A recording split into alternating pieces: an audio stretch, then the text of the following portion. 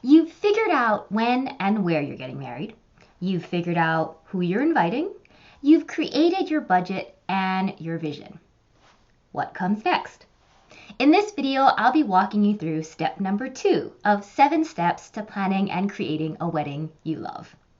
Hi there, I'm Jamie Chang, your destination wedding planning guru and designer of joy at Mango Muse Events and the creator of Passport to Joy, the step-by-step online wedding planning course for couples. And I share real and helpful and useful tips you can use to help make planning your wedding easy and joyful so you can create a wedding you love. Because let's be honest, wedding planning isn't always happy. Many times it can be really overwhelming, stressful, and sometimes downright painful, and nobody wants that. So we're bringing the joy back to wedding planning. Are you ready? All right, let's do this. Now, in our last video, we talked about step 1 of wedding planning, which is building your foundation. We talked about why that was important and really the key piece to making that all work and come together. So if you haven't watched that video yet, you definitely want to check that out first before you watch this one. So I give you full permission to pause, go watch that one, and then come back. Because today we're going to be talking about step number 2, which is step 2 of 7 in our series. So also make sure you hit subscribe so that you get all the new ones. All right, so step number 2, let's dive right in. Step 2 is all about getting organized.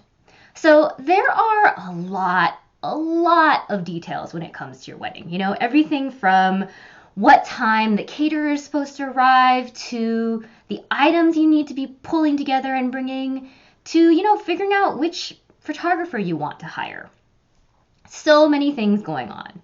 So once you have your foundation, once you have that set, your next order of business is going to be all about organization. Because before you dive into, say, talking to venues or getting quotes or figuring out what kind of colors or design you're doing, you really need to get a system in place.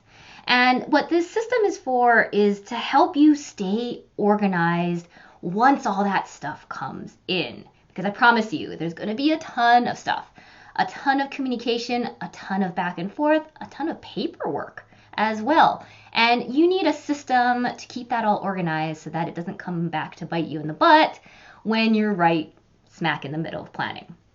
Now, whether you're already a super organized person or you're a bit of a mess, and no judgments here, it really doesn't matter. The key thing here is that for your wedding, you want to become organized.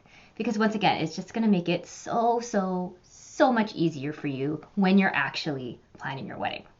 Now, I guess the question you're probably thinking about or thinking of as I'm talking about this is, what's organization? What does that mean really, and what do you need to do to get organized? So there's really sort of 3 main things that we're going to be talking about today. Thing number 1 is your email. Number 2 is all your information and documents. And then number 3 is your customized timeline and to-do list. So we're going to go over all 3 today. Now, let's start with email. So when it comes to email, and actually when it comes to your info and documents as well, it's more important that you have a system, not what system you use. So it really doesn't matter what you decide to do or how you decide to do it, just that you actually have a system for all that stuff. So first, when it comes to email, what that means essentially is picking an email, whether that's, say, your personal Gmail, whether that's creating an email for you and your partner to use together for the wedding, whether that's, using your work email. It doesn't matter. It really doesn't matter. The key thing is picking one that you will use for all things wedding. So the idea here is that all of your wedding stuff goes to the same place. Now, when I say this around email, the other thing to keep in mind too is that you're also going to want to create folders or labels so that you can segment and categorize things and easily find things later. Because once again, You're going to get a ton of emails. Your email is going to get a big workout. So just make sure you pick the right email for you and one that makes sense given how you operate. Okay, so let's dive into sort of the info and documents side of things. So similarly to email, it kind of doesn't matter what you pick, just one place that you'll be storing everything. One place that you can go to, one place that sort of collects all of the stuff. Now, maybe you're old school and you like a binder and you like sort of that physical paper, pen and paper. Maybe you're a Google Docs person. Maybe you like Dropbox. Maybe you use Evernote a whole bunch. Once again, it really doesn't matter. What you want to do is pick whatever will work for you. And so what I usually suggest is using something that you already use, something that's already very comfortable for you. So once again, that could be pen and paper, that could be Evernote, that could be Google Docs, or a combination of things. Once again, choose what makes sense for you and how you operate and how you like to work, because it'll just make it easier for you down the road.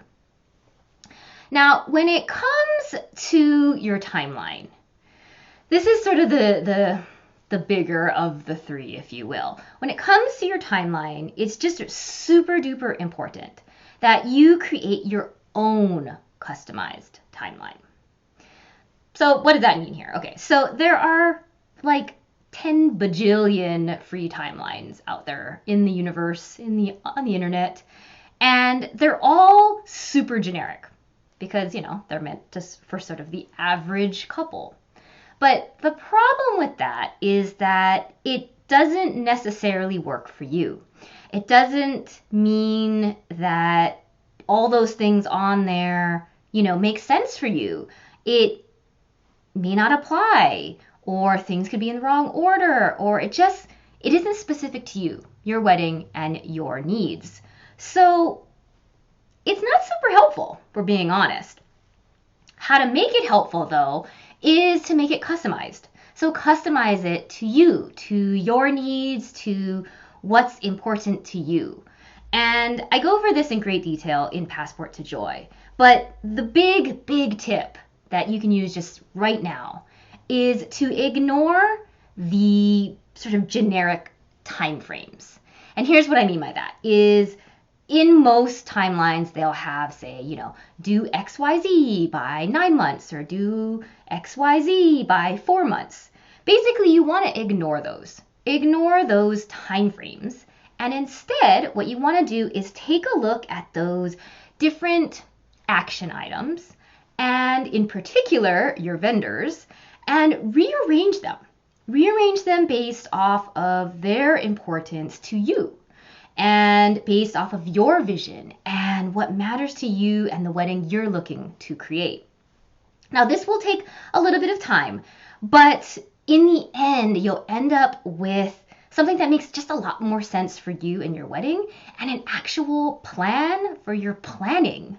Amazing, right? But that all comes down to it being customized. Something that's aligned with you and your wedding, and once again, the wedding you're trying to create.